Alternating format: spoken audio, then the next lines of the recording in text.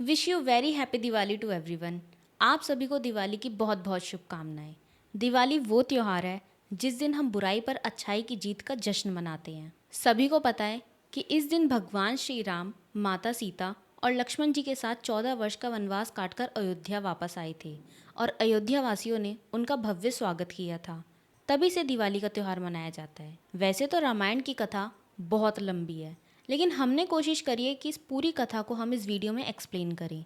रामायण भगवान श्री राम, लक्ष्मण जी और माता सीता की एक अद्भुत अमर कहानी है जो हमें विचारधारा, भक्ति, कर्तव्य, रिश्ते, धर्म और कर्म को सही मायने में सिखाती है।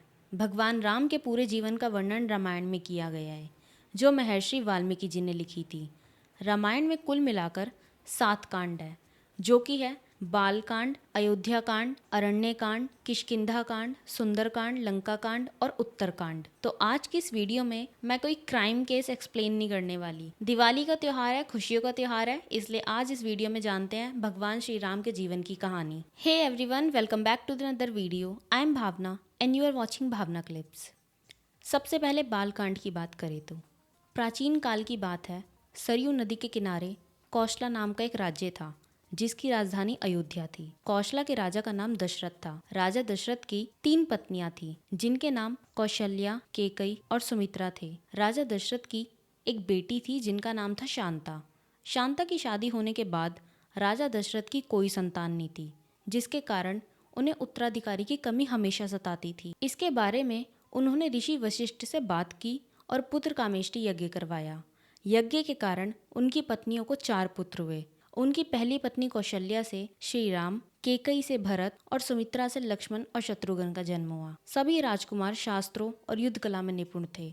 जब श्री राम 16 साल के हुए तब ऋषि विश्वामित्र राजा दशरथ के पास गए और यज्ञ में विघ्न डालने वाले राक्षसों का अंत करने में श्री राम और लक्ष्मण की मदद मांगने लगे। राजा दशरथ ने उन्हें ऋषि विश्वामित्र के साथ जाने के लिए कहा। श्री राम और लक्ष्मण ने इस काम को आदर से माना और कई राक्षसों का अंत किया, जिसके बाद उन्हें ऋषि विश्वामित्र ने कई दिव्य अस्त्र शस्त्र प्रदान किए। वहीं दूसरी तरफ एक दूसरे प्रदेश मिथिला के राजा जनक की भी कोई संतान नहीं थी। ऋषियों के कहने पर राजा जनक ने अपने राज्य के खेत में हल चलाना शुरू किया। हल चलाते समय उन्हें किसी चीज से टकराने की आवाज आई। जब राजा जनक ने देखा तो उन्हें सित के कलश में एक कन्या जमीन में गड़ी हुई मिली। उस कन्या को जैसे ही राजा जनक ने मिट्टी से निकाला तो पूरे राज्य में बारिश होने लगी, जिसके बाद राजा जनक उस कन्या को अपने महल ले गए। सित के कलश में मिलने की वजह से उस कन्या का नाम सीता रखा गया। अब बात करते हैं श्री राम और सीता विवाह की। धीरे धीरे सीता माता बड़ी हुई और उनके विवाह का समय आ गया। श्री राम अयोध्या के राजा दशरथ के बड़े बेटे थे। श्री राम बहुत ही साहसी, बुद्धिमान और आज्ञाकारी थे। दूसरी तरफ माता सीता बहुत ही सुंदर, उदार और पुण्य आत्मा थी। माता सीता की मुलाकात श्री राम से उनके स्वयंवर में हुई, जो सीता माता के पिता मिथिला के राजा जनक ने रखवाया था। ये स्वयंवर माता सीता के लिए अच्छे पति की खोज में आयोजित किया गया था। राजा जनक ने सीता जी का स्वयंवर रखा, जिसमें उन्होंने शिव जी का धनुष को उठाकर उसमें रस्सी चढ़ाने वाले आदमी से सीता का विवाह करने की शर्त रखी थी। उस आयोजन में कई राज्यों के राजकुमारों और राजाओं को आमंत्रित किया गया था। शर्त ये थी, जो कोई भी शिव धनुष को उठाकर धनुष के तार को खींच सकेगा उसी का विवाह सीता जी से होगा। सभी राजाओं ने कोशिश की, लेकिन वो धनुष को हिला तक नहीं पाए। जब श्री राम की बारी आई तो श्री राम ने एक ही हाथ से धनुष उठा लिया और जैसे ही उनके तार को खींचने की कोशिश की वो धनुष 2 टुकड़ों में टूट गया। इस तरह श्री राम और सीता जी का विवाह हुआ। इसी तरह लक्ष्मण का विवाह उर्मिला से हुआ, भरत का विवाह मांडवी से और शत्रुघ्न का विवाह श्रुतकीर्ति से हो गया। अब आता है अयोध्या कांड। अयोध्या के राजा दशरथ की 3 पत्नियां और 4 बेटे थे। श्री राम सभी भाइयों में सबसे बड़े थे और उनकी माता का नाम कौशल्या था। भरत राजा दशरथ की दूसरी और प्रिय पत्नी केकई के पुत्र थे। दूसरे 2 भाई थे, लक्ष्मण और शत्रुघ्न, जिनकी माता का नाम सुमित्रा था। जब श्री राम को एक तरफ राज तिलक करने की तैयारी हो रही थी, तभी उनकी सौतेली माँ केकई अपने पुत्र भरत को अयोध्या का राजा बनाने का षड्यंत्र रच रही थी। ये षड्यंत्र बूढ़ी मंथरा ने रचा था। उसने ही केकई के कान भरे थे। अब क्योंकि रानी केकई ने एक बार राजा दशरथ की जान बचाई थी, तब राजा दशरथ ने उन्हें कुछ भी मांगने के लिए पूछा था, पर केकई ने कहा कि समय आने पर मैं अपने आप मांग लूंगी। इसी वचन के बल पर कैकेयी ने राजा दशरथ से अपने पुत्र भरत के लिए अयोध्या का सिंहासन मांग लिया और श्री राम के लिए 14 वर्ष का वनवास मांगा। श्री राम तो आज्ञाकारी थे ही, इसलिए वो अपनी सौतेली माँ कैकेयी की बातों को आशीर्वाद मानकर माता सीता और प्रिय भाई लक्ष्मण के साथ 14 वर्ष का वनवास बिताने के लिए राज्य छोड़कर चले गए। इस असीम दुख को राजा दशरथ सह नहीं पाए और इस वियोग में उनकी मृत्यु हो गई। कैकेयी के पुत्र भरत को जब ये बात पता चली तो उन्होंने भी राजगद्दी लेने से इनकार कर दिया।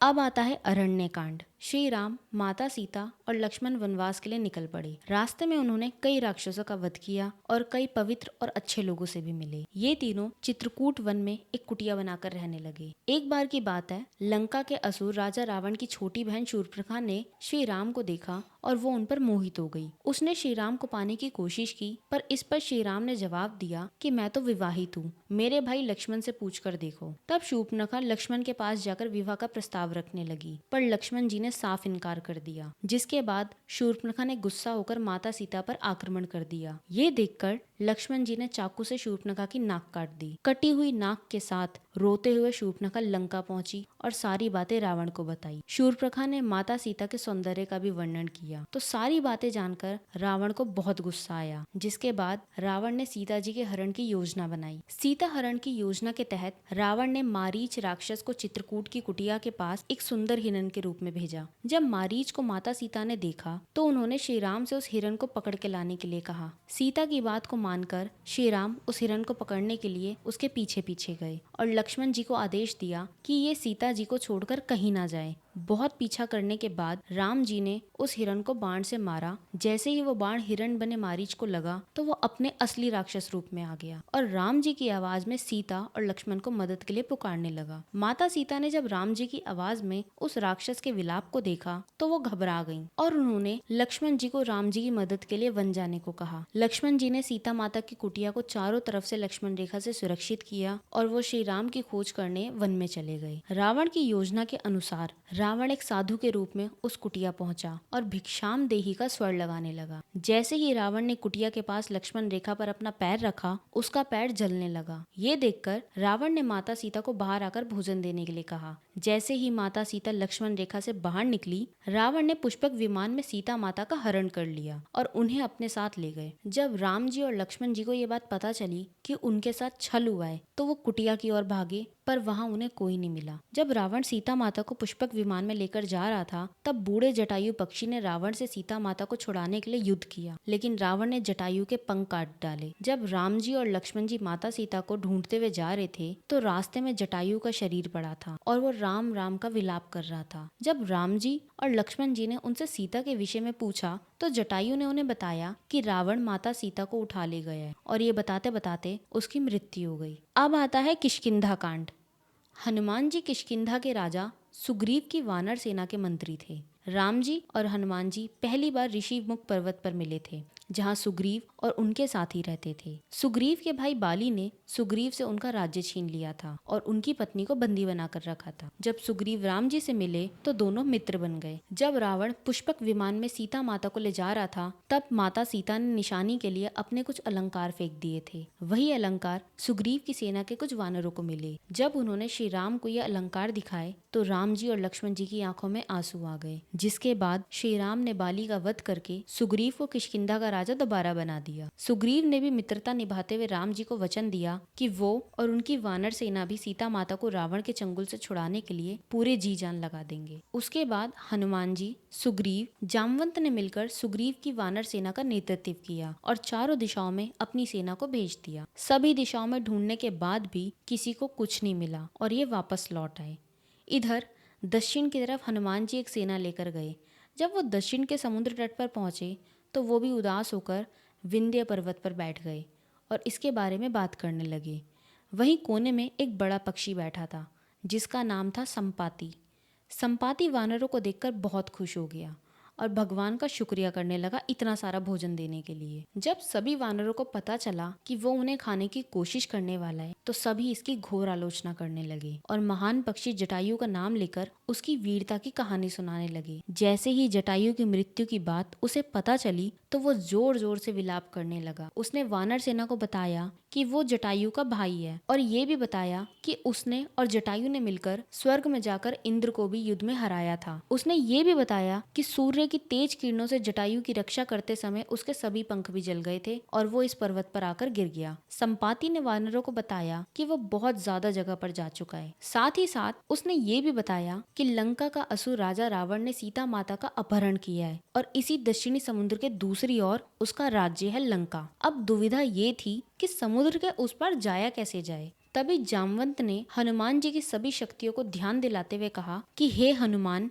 आप तो महाज्ञानी, वानरों के स्वामी और पवन पुत्र हैं। आप अपनी शक्तियों का प्रयोग करें और उस पार जाइए। ये सुनकर हनुमान जी का मन हर्षित हो गया और वो समुद्र तट किनारे स्थित सभी लोगों से बोले, आप सभी कंदमूल खाकर यही मेरा इंतजार करना जब तक मैं सीता माता को देखकर वापस न लौट आऊं। ऐसा कहकर वो समुद्र के ऊपर से उड़ते हुए लंका की ओर चले गए। रास्ते में जाते समय सबसे पहले मेनका पर्वत आया। उन्होंने हनुमान जी से कुछ देर आराम करने के लिए कहा, पर हनुमान जी ने उत्तर दिया, जब तक मैं श्री राम का कार्य पूर्ण न कर लूं, मेरे जीवन में विश्राम की कोई जगह नहीं है। और वो उड़ते हुए आगे चले गए। इधर देवताओं ने हनुमान जी की परीक्षा लेने के लिए सांपों की माता सुरसा को भेजा। सुरसा ने हनुमान जी को खाने की कोशिश की, पर वो उन्हें नहीं खा पाई। हनुमान जी उनके मुंह के अंदर गए और दोबारा बाहर निकल कर आ गए, जिसके बाद वो आगे चले गए। आगे समुद्र तट पर पहुंचने के बाद हनुमान जी एक पर्वत के ऊपर चढ़ गए और वहां से उन्होंने लंका की ओर देखा। उसमें एक बड़ा द्वार था और पूरी लंका सोने की बनी हुई थी। हनुमान जी ने एक छोटे मच्छर के आकार जितना रूप धारण किया और वह द्वार से अंदर जाने लगे। हनुमान जी ने माता सीता को महल के हर जगह ढूंढा, पर वो उन्हें नहीं मिली। थोड़ी देर बाद ढूंढने के बाद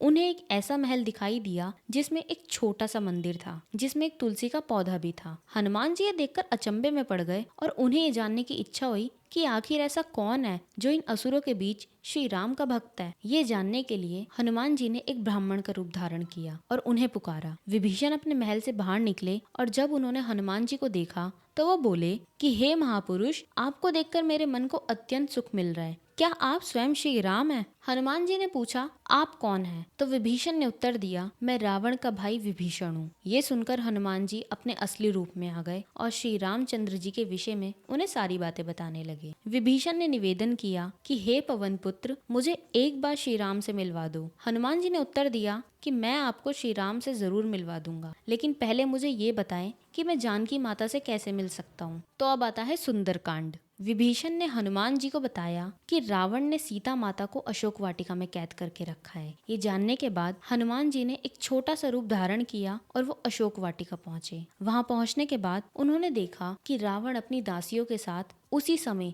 अशोक वाटिका में पहुंचा और सीता माता को अपनी ओर देखने के लिए साम दाम दंड भेद का उपयोग किया, पर तब भी सीता माता ने एक बार भी उनकी ओर नहीं देखा। सभी राक्षसियों को सीता जी को डराने के लिए कहा, पर त्रिजटा नाम की एक राक्षसी ने माता सीता की बहुत मदद और देखभाल की और दूसरी राक्षसियों को भी डराया, जिससे बाकी सभी राक्षसी भी सीता माता की देखभाल करने लगी। कुछ देर बाद हनुमान जी ने सीता जी के सामने श्री राम की अंगूठी डाल दी। श्री राम नाम से अंकित अंगूठी देखकर सीता माता की आंखों में खुशी के आंसू निकल पड़े, लेकिन सीता माता को संदेह हुआ कि कहीं ये रावण की कोई चाल तो नहीं। तब माता ने पुकारा कि कौन है जो अंगूठी लेकर आया है। उसके बाद हनुमान जी प्रकट हुए, पर हनुमान जी को देखकर भी सीता माता को विश्वास नहीं हुआ। हनुमान जी ने मधुर वचनों के साथ रामचंद्र जी के गुणों का वर्णन किया और बताया कि वो श्री राम जी के दूत हैं। सीता माता ने व्याकुलता से श्री राम जी का हालचाल पूछा। हनुमान जी ने उत्तर दिया, हे माते, राम जी ठीक है और वे आपको बहुत याद करते हैं। वो बहुत जल्दी आपको लेने आएंगे और मैं शीघ्र ही आपका संदेश श्री राम जी के पास पहुंचा दूंगा। तभी हनुमान जी ने सीता माता से श्री राम जी को दिखाने के लिए चिन्ह मांगा,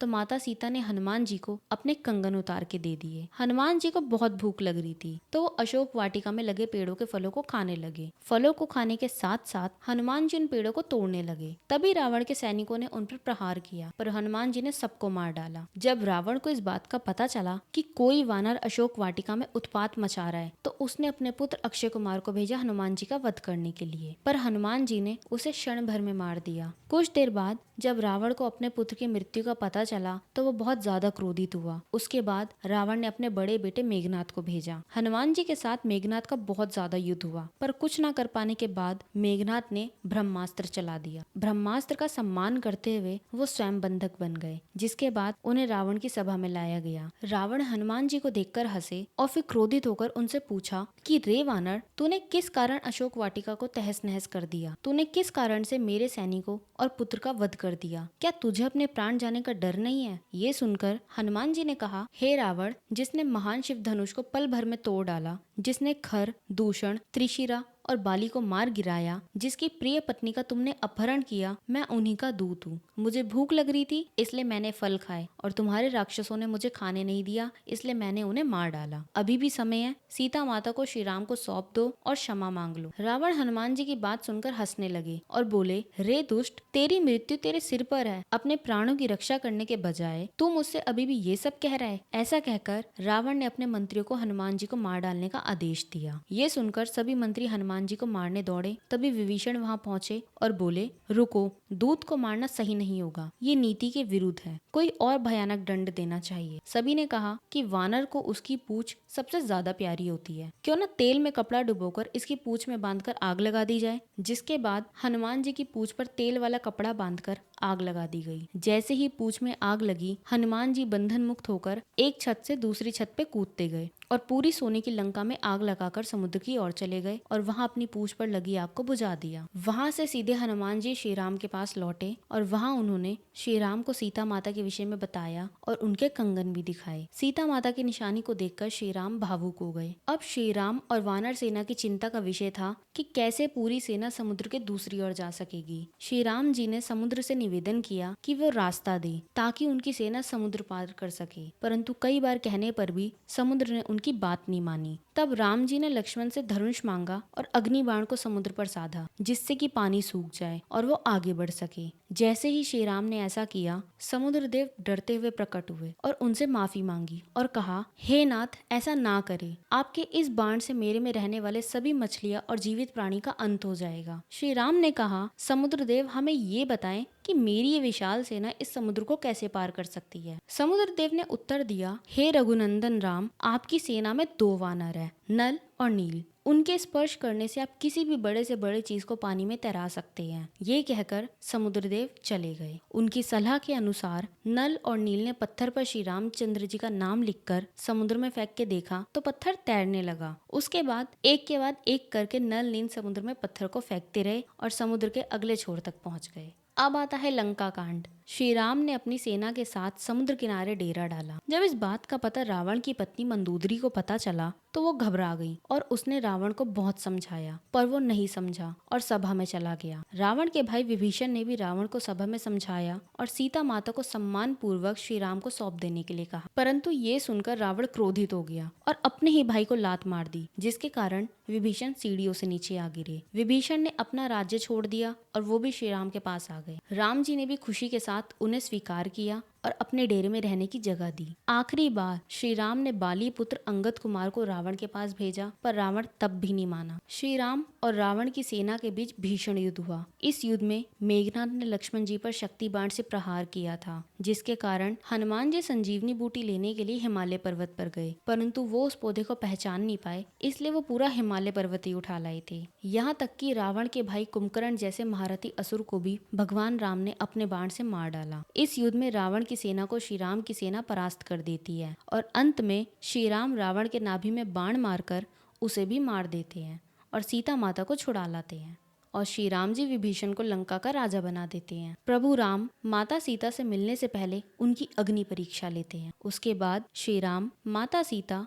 और भाई लक्ष्मण के साथ 14 वर्ष का वनवास काटकर अयोध्या वापस लौटते हैं। अयोध्या वासियों ने उनके आने की खुशी में बहुत जश्न मनाया, पूरे राज्य को सजा दिया। श्री राम को अयोध्या का राजा घोषित किया गया और उनका जीवन खुशियों से बीतने लगा। कुछ समय बाद माता सीता गर्भवती हो जाती हैं, परंतु जब राम जी लोगों के मुख से अग्नि परीक्षा के विषय में सुनते हैं तो वो सीता माता को अयोध्या छोड़कर चले जाने को कहते हैं। माता सीता को इस बात से बहुत दुख होता है और वो अयोध्या छोड़कर चली जाती हैं। महर्षि वाल्मीकि उन्हें अपने आश्रम में आश्रय देते हैं। वहीं माता सीता 2 पुत्रों को जन्म देती है, जिनका नाम लव और कुश रखा गया। लव और कुश ने महर्षि वाल्मीकि से संपूर्ण रामायण का ज्ञान लिया और वो दोनों बालक पराक्रमी और ज्ञानी बने। श्री राम ने चक्रवर्ती सम्राट बनने और अपने पापों से मुक्त होने के लिए अश्वमेध यज्ञ करवाया। ये यज्ञ करने का सुझाव उनके छोटे भाई लक्ष्मण ने दिया था। इस यज्ञ में एक घोड़े को स्वच्छंद रूप से छोड़ा जाता था और वो खुद जितना ज्यादा दूर तक जाता था उतने क्षेत्र को राज्य में सम्मिलित कर लिया जाता था। ये यज्ञ पत्नी के बिना संभव नहीं था, इसलिए श्री राम ने माता सीता की स्वर्ण मूर्ति भी बनवाई थी। जब श्री राम का घोड़ा स्वच्छंद रूप से छोड़ा गया तब वो भी एक राज्य से दूसरे राज्य में गया। जब वो घोड़ा महर्षि वाल्मीकि आश्रम के पास पहुंचा तो लव और कुश ने उसकी सुंदरता देखकर उसे पकड़ लिया। जब राम जी को पता चला तो उन्होंने अपनी सेना को भेजा, पर लव कुश से युद्ध में सब हार गए। जब राम जी वहां पहुंचे तो उन्होंने उन बालकों से पूछा कि वो किसके पुत्र हैं। तब लव कुश ने माता सीता का नाम लिया। जब राम जी ने ये सुना तो उन्होंने बताया कि वो उनके पिता हैं। ये सुनकर लव कुश बहुत ही ज्यादा खुश हो गए और राम जी के गले से लग गए, जिसके बाद श्री राम माता सीता से आश्रम जाकर मिले। उसके बाद श्री राम माता सीता और लव कुश को लेकर अयोध्या लौट आए। रामायण संकलन है भगवान राम जी के जीवन काल से जुड़ी घटनाओं का, जिसमें गुरु शिक्षा, विवाह, वनवास, मित्रता, युद्ध, अग्नि परीक्षा, परित्याग, विश्वास, मान अपमान, जीत, दुख, दिवाली और जल समाधि तक का जीवन चित्रण पढ़ने को मिलता है। भगवान राम एक ऐसा चरित्र है जिनका जीवन मर्यादा, मूल्य, सीख और मानवीय एहसासों से भरा हुआ है और ये सभी राम जी के गुण थे जो किसी भी अच्छे चरित्रवान व्यक्ति में हो सकते हैं। राम जी का चरित्र हमें जीवन की मर्यादाओं में रहकर जीने की सीख भी देता है। तो हर एक इंसान को ये सारे गुण अपने अंदर लाने चाहिए और इस दिवाली सबको यही संकल्प लेना चाहिए कि हम ये सारे गुणों को अपने अंदर लाएंगे और एक अच्छा इंसान बनेंगे। आप सभी के क्या विचार हैं हमें कमेंट सेक्शन में जरूर बताएं। चैनल पर नए हैं तो चैनल को सब्सक्राइब कीजिए, वीडियो को लाइक कीजिए। मिलते हैं एक और नई किसी वीडियो में। और एक बार फिर दिवाली की बहुत बहुत शुभकामनाएं। आप सभी अपना ख्याल रखिए और अच्छे से दिवाली मनाइए।